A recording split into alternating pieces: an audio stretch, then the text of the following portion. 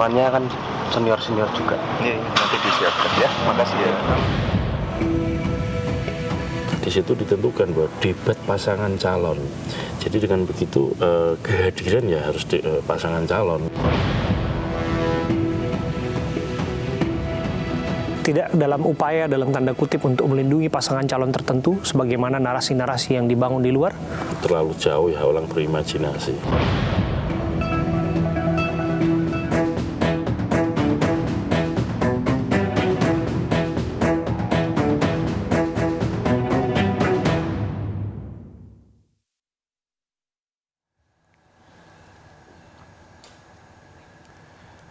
Anda kembali di Prime Show bersama saya Abraham Silaban. Pemirsa, untuk pertama kalinya ketiga calon wakil presiden akan berjumpa dalam satu forum dengan agenda debat cawapres seputar ekonomi kerakyatan hingga pengelolaan APBN APBD dan perkotaan. Dakdikduk debat cawapres. Kita akan bahas bersama dengan Sri Kandi Muda yang mewakili masing-masing tim pemenangan dari pasangan calon presiden, calon wakil presiden. Sudah hadir di studio kami Astrid Nadia Rizkita, juru bicara muda Timnas Anies Mohaimin.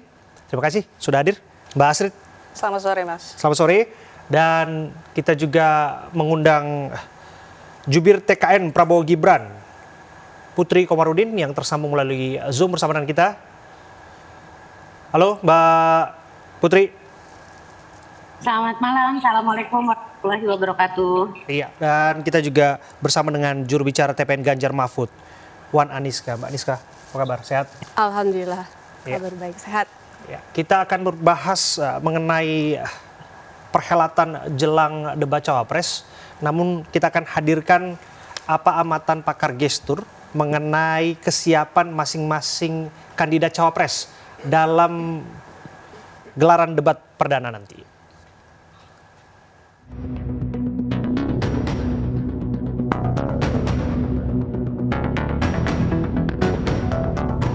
Apa yang akan terjadi dalam debat cawapres menurut Bu Monika? Segala sesuatu yang genuine itu akan muncul. Karena sesuatu yang mencoba untuk ditahan, ini tidak akan bertahan lama. Dan apalagi ini adalah situasi yang high stake bagi mereka. Ya. Semua emosi-emosi bawah sadar, kemudian gestur dan mikroekspresi akan keluar sebagaimana adanya. Siapa yang nanti akan menjadi sorotan dalam debat cawapres ini? Sedikit Gibran, banyak, ya? Mas Gibran ya?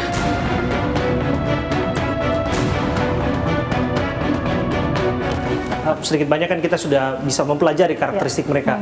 Ya. Pak Muhaimin, kerap kali bercanda Ya, gurau betul. kan gaya beliau. Kemudian Prof Mahfud kita tahu memang orang yang serius ya, betul. dan orang yang ulet dalam apa yang dikerjakan. Mas Gibran ya dengan karakternya beliau gitu. Menurut Anda apa yang mesti dipersiapkan oleh masing-masing kandidat nih supaya pada prakteknya nanti debat cawapres ini juga akan mengeluarkan ide dan gagasan yang bisa diserap publik dengan baik? Masyarakat nampaknya sudah menikmati gaya dari Caimin ya, dengan lebih larut dan kemudian banyak sedagurau ya. Ini akan menjadi suatu komplimen bagi Pak Anies begitu ya.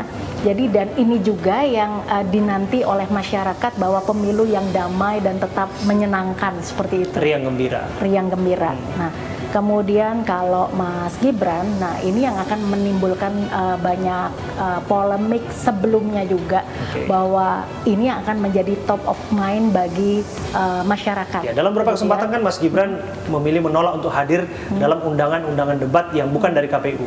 Dan ini pertama kalinya akan diperhadapkan pada dua kandidat lainnya. Jadi tiga-tiganya lengkap nih. Ya. Dan beliau kan mengatakan hanya akan hadir apabila undangan resmi dari KPU.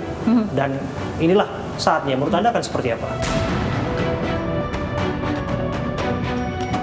Ya, menurut saya dalam kondisi yang kepepet gitu ya, ini semua akan diserahkan lagi, terserah rakyat yang memilih. Nah, seperti juga Pak Prabowo yang mengatakan hal seperti itu. Jadi apapun yang menjadi kendala-kendala mereka akan menyerahkan lagi kepada floor begitu. Oke, berarti lepas dari itu, prakondisi seperti ini akan membuat posisi Gibran akan lebih disorot publik. Ya. ketika dalam beberapa kesempatan tidak hadir dalam undangan-undangan stasiun televisi ataupun kampus-kampus, dan ketika mengatakan undangan resmi KPU akan hadir, Ini titik adalah sorot merupakan, akan banyak mengarah pada dirinya. Ya, betul. Oke, apa yang mesti dilakukannya, Bu Monica? Ya, spontan aja, karena segala sesuatu yang ditahan atau manusia itu tidak bisa mengingat sesuatu yang memang bukan karakter aslinya, gitu ya. Jadi apalagi dalam konteks seperti ini, just flow aja, begitu. Kalau dengan gayanya kan Kalau memang dengan- irit bicara yang bersangkutan, Bu Monica. Menurut Ya. Anda, apakah ini kemudian menjadi sorotan publik nanti, menjadi perbincangan publik nanti? Nah, ini menarik banget Mas Habib, karena satu, irit bicara artinya dari sisi verbal ini akan sedikit ya. Sementara verbal ini berpengaruh dalam suatu persepsi komunikasi hanya sekitar 7%. Nah, maka di persentase yang lain bisa terlihat dari suara maupun dari body language termasuk dengan mikroekspresinya. Jadi walaupun irit suara, bahkan ketika diam sekalipun begitu. Nah, bahasa bawah sadar ya atau sign bawah sadar ini tetap dapat terbaca. Jadi nggak apa-apa irit dalam verbal, tetapi dalam non-verbalnya tidak irit dan tetap bisa dibaca. Oke. Kita juga masih ingatkan yang bersangkutan sempat, kalau saya menganggapnya itu slip of tongue lah, ketika Yes, menyebutkan asam asam folat sulfat. menjadi asam sulfat. Apakah hal-hal seperti ini akan bisa ditekel dalam debat cawapres nanti, menjadi suatu kejutan ketika performa Gibran malah memukau? Ya, dalam kondisi seseorang yang grogi, Ya. ya, ini hal-hal tersebut mudah sekali untuk terjadi, gitu ya. Jadi dan kemudian punya satu mekanisme bahwa apapun yang fail menurut mata masyarakat, akhirnya diserahkan lagi kan, tidak usah pilih kami, begitu. Untuk Prof. Mahfud sendiri, ini yang terakhir ya. Nah, ini saya bergerak dari argumentasi juru bicaranya Anies yang mengatakan bahwa lawan terberat, lawan yang betul-betul dianggap dalam debat adalah Prof. Mahfud MD. Ya.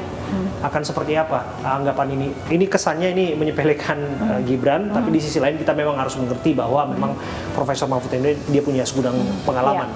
Bagaimana? Ya, Monica? ini sendiri apa yang dirasakan oleh prekondisi masyarakat ini akan kita lihat di panggung nanti, sementara kita sendiri juga meyakini bahwa data dan pengalaman dari Prof. Mahfud ini sudah sangat mumpuni. Jadi kalau kita mencari apa yang merupakan trending dari Prof. Mahfud adalah prestasi, tidak ada yang perlu diragukan gitu. Artinya sangat sedikit sekali dibandingkan dengan kedua cawapres lainnya. Ya, menarik untuk kita perbincangkan bagaimana panas dingin debat cawapres yang akan dihelat Jumat 22 Desember 2023. Saya sengaja mengundang ya, ada perwakilan milenial saya sebutkan ya, ada Niska, Astrid, dan kita juga mengundang Putri Komarudin dari TKN Prabowo Gibran. Kita harapkan tadi pertanyaan pertama ke Putri, tapi karena ada sambungan Zoom yang sedikit bermasalah, saya ke Astrid terlebih dulu. Astrid, ini kelihatannya bercanda atau serius dalam pernyataan juru bicara Anies Mohaimin yang mengatakan lawan yang dianggap berat itu satu-satunya hanya Profesor Mahfud MD. Ini terkesan dalam tanda kutip ya, menyepelekan Gibran. Apa pesan yang disampaikan? Baik, pernyataan itu sebenarnya objectively ya, bahwa mereka respect cawapres lainnya, namun di sisi lain sebenarnya bukan berarti mengundermine atau menyepelekan cawapres nomor 2. Itu kan hanya menyampaikan bahwa yang berat, tidak menyampaikan bahwa paslon nomor 2 itu ya ringan dan tidak berat dan lainnya. Jadi dalam permainan kata-kata kan lawannya berat ya ringan. Artinya Gibran dianggap ringan ini. tapi kita tidak menyampaikan apa-apa soal itu, dan bahkan Caimin pun juga sudah menyampaikan bahwa bukan berarti yang lain itu ringan. Hanya menyampaikan yang dianggap on the top of mind ya paslon 3. Oke, artinya untuk kemudian siasat dalam debat itu sudah ada semacam pertanyaan atau semacam input-input khusus dari timnya Caimin, termasuk Anda ya di dalamnya, untuk mengatasi Prof. Mahfud MD apabila memang dianggap berat? Ya, itu sudah disiapkan dan ya banyak aspek ya, karena tema untuk debat cawapres kali ini tuh sangat lengkap Ada 6 topik di dalamnya, itu pertama. Yang kedua itu menyangkut hajat rakyat banyak tentunya, dan isu ekonomi dan turunannya beserta perkotaan itu sesuatu yang tidak bisa dianggap main-main. Kita menuju dan menyongsong Indonesia Emas 2045, right? Pak Anies pun sudah menyampaikan bahwa esensi dari pemilu adalah melihat bagaimana perjuangan bangsa ini dan agar kita bisa benar-benar memberikan kepada rakyat, silahkan pilih yang mana. Berkaca dari debat perdana calon presiden, apa yang dilakukan oleh Pak Anies kan dalam tanda kutip ya, kesannya dianggap agresif, menyerang. Lepas dari bahwa ini memang strategi taktik internal yang disiapkan. Tapi apakah ini akan terjadi juga nanti dalam gelaran debat cawapres di mana akan lebih agresif juga sosok Caimin? Kita perlu take note, kita perlu mengingat kembali bahwa insya Allah nanti debat cawapres itu akan menghadirkan semua cawapres. Sehingga itu menjadi sebuah momentum buat para cawapres untuk menyampaikan gagasan-gagasannya. Itu yang pertama. Yang kedua, untuk bisa dicerna oleh masyarakat. Kita tahu bahwa dari segi viewership dari masyarakat Indonesia, banyak kok yang nonton debat capres, cawapres. Dan ini menjadi momentum yang sangat ditunggu-tunggu. Oke, momentum yang sangat ditunggu-tunggu karena pada prinsipnya kan informasi mengenai calon presiden, calon wakil presiden adalah hak publik juga.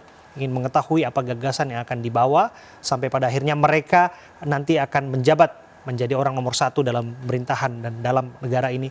Saya ke Niska ya, Mbak Niska. Kalau disebutkan tadi Prof. Mahfud MD dianggap berat sebetulnya. Kalau kita tahu kan Prof. Mahfud MD memang pada praktiknya punya segudang pengalaman. Eksekutif, legislatif, yudikatif dia pernah di sana. Tapi ada persiapan khusus nggak untuk debat? Kalau saya rasa sih nggak ada persiapan khusus ya.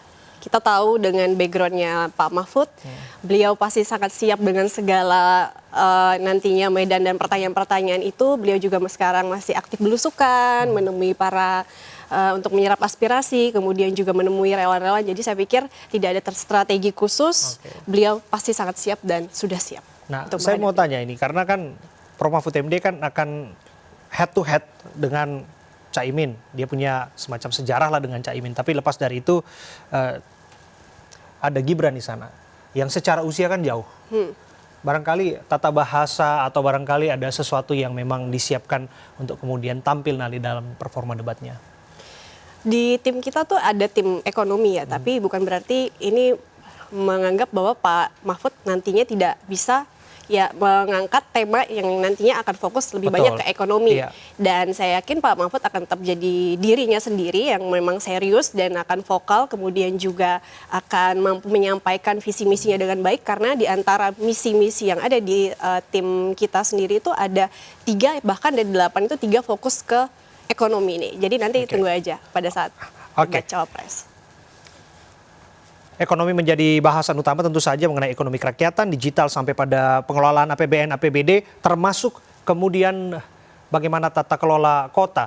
Tapi saya harus menyapa dulu, ini Putri Komarudin yang sudah bergabung bersama dengan kita. Mbak Putri.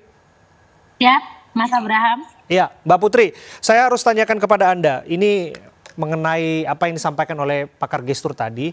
Lepas dari itu pun pasti publik menunggu, karena sosok Mas Gibran ini kan dalam beberapa kesempatan menyatakan menolak untuk menghadiri debat yang sifatnya tidak resmi. Itu kan hak beliau tentu saja, strategi dan lain sebagainya. Tapi kemudian bahwa dia akan hadir dalam forum perdana bersama dengan agenda debat Caimin dan juga Prof. Mahfud MD, apakah ada siasat khusus yang disiapkan? Iya.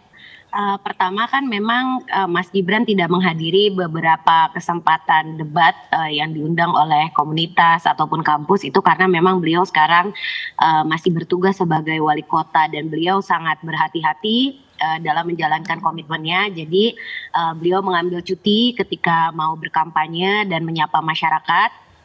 Dan di saat lainnya ya beliau masih menjalankan tugasnya sebagai seorang wali kota.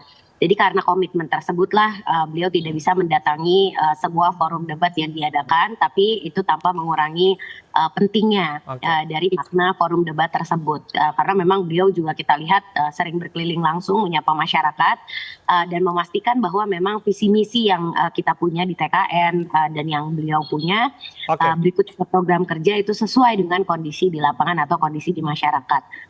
Dan kalau siasat khusus untuk debat cawapres di tanggal 22 ini, seperti yang kita tahu tema debat kedua ini kan sebenarnya sangat Mas Gibran ya.